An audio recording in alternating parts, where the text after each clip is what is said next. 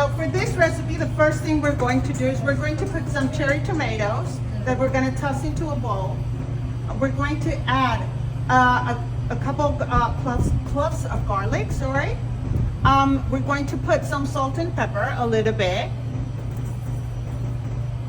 And we're going to put a little bit of olive oil as well. We're going to coat our tomatoes and garlic very well.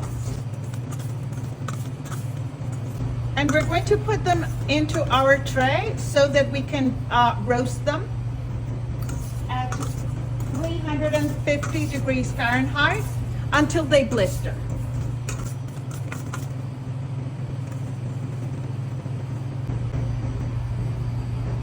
Remember to open your oven safely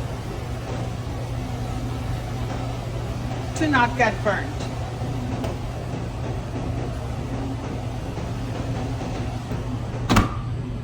We're going to toast some pine nuts. We're going to do it in a skillet and just on our stovetop. If you don't have any pine nuts, you can use cashews. You can use even pistachios.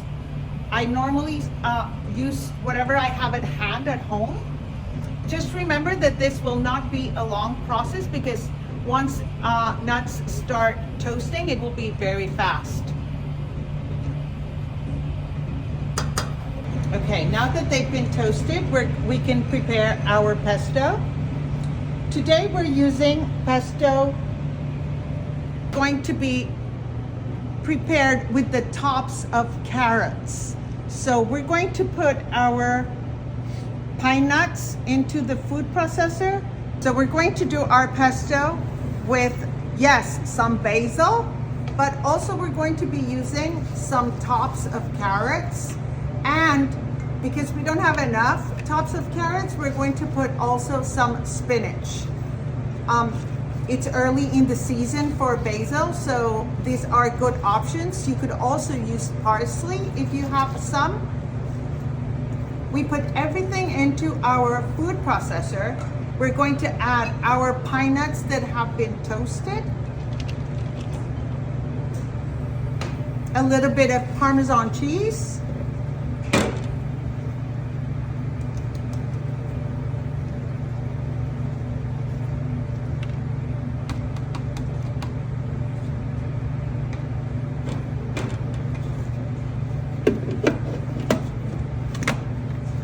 we're going to emulsify with the olive oil after we process it. Just making sure that everything is working.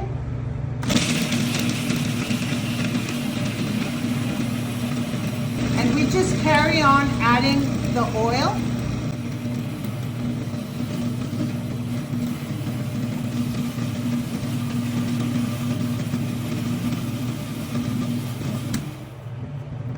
And you can just verify that everything has been processed and check salt and pepper.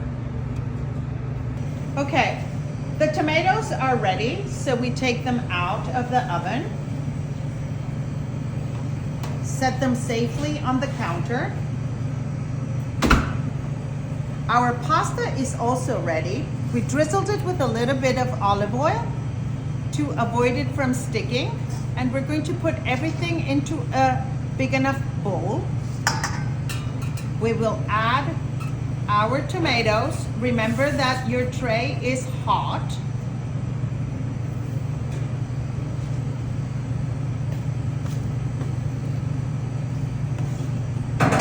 The garlic, if you don't want it to be inside, you can take it out.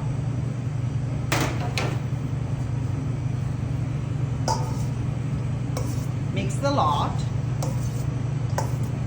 And we are going to add the pesto, but we need a little bit of acidic. So we're going to add the lemon juice before. Mix it well.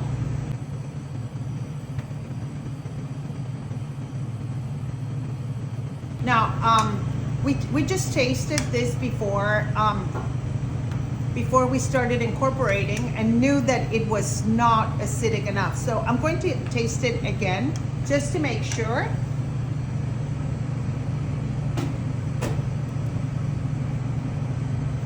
going to add the rest of the lemon juice. So add the rest of the lemon juice, please. This will also help our pesto last longer. We can put it in the refrigerator maybe for a day or two.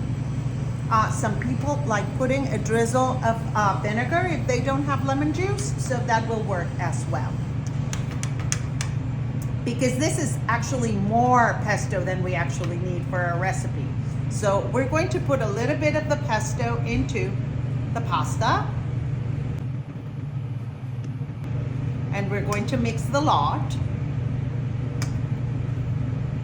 That's good. Mix everything. And lunch is ready. Look at that vibrant green.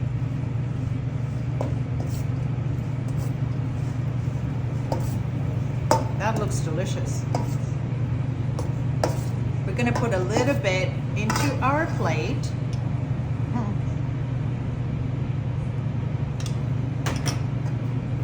A little bit more pesto, but I think that's enough.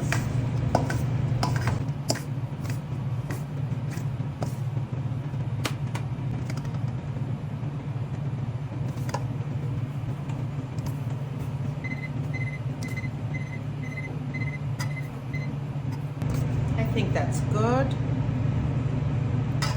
We can take that out of the way. And if you want to put a little bit of Parmesan cheese on top, you are welcome to that.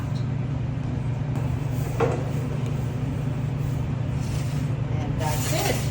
Now, the remaining part of the pesto, we're going to save it separately so that we can preserve it.